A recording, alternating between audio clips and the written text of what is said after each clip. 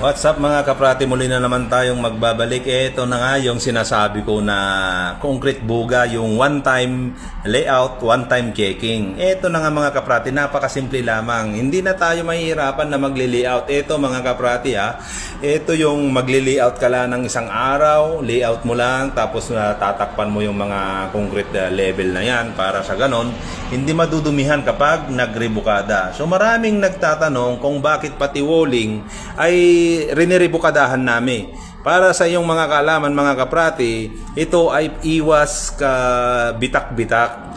Iwas siya ng yung kapak na na palitada, kasi nga hindi natin maiwasan yan na kahit gaano kakagaling, kung hindi maganda yung halo or hindi maganda yung pagkapitik mo, nagkakaroon ng problema. Kaya minabuti namin na magrebukada bago magpalitada ay dahil ito yung mainam mga kaprati, at maiiwasan natin dito yung backjab, titigas pa yung halo mo.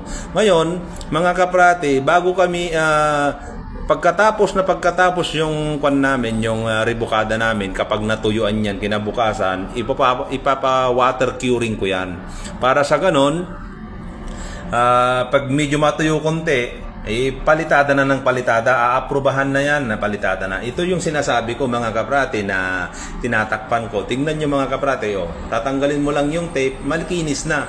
Yan yung magiging reference mo, yan yung magiging line mo. Yan na yung pinakatansi mo na hindi na kailangan mag-layout ng tansi. Diba? Napaka-kwan yung mason, hindi na mahirapan yung mason. Magpapalitada na lang ng magpapalitada. Diba? Ganyan ng sistema na gagawin para mapaspabilis. Kasi kapag isasabak mo na yung mason mo, nandyan na sa mismong area, pag lilayoutin mo, pag scaffoldingin mo, pag re-rebukadahin mo, gahol na siya sa oras. Tapos hahanapan mo ng accomplishment, wala na. Siyempre ang mason, talagang bibilisan niya nang wala na sa quality.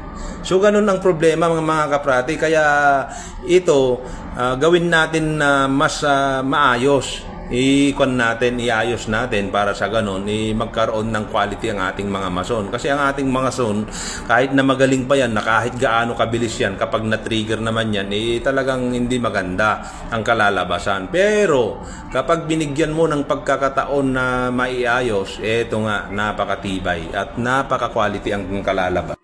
Kaya ito yung maganda, yung recommendable na one-time layout, one-time checking. Tapos, ipreparado na lahat para sa ganon ang mason natin ay palitada na lamang ng palitada. Wala na siyang ibang gagawin kundi magpalitada, kasi matitrigger naman yung mga mason natin kapag meron pang ginagawang scaffolding, meron pang nagkakarpentero ka pa, ganyan. Tapos pagpapalitadain mo lang ng wala sa oras, hindi napaka-kwan sa kanya yon. Kung mason lang para sa ganon, maayos niya yung trabaho niya, magampanan niya yung pagkamason niya.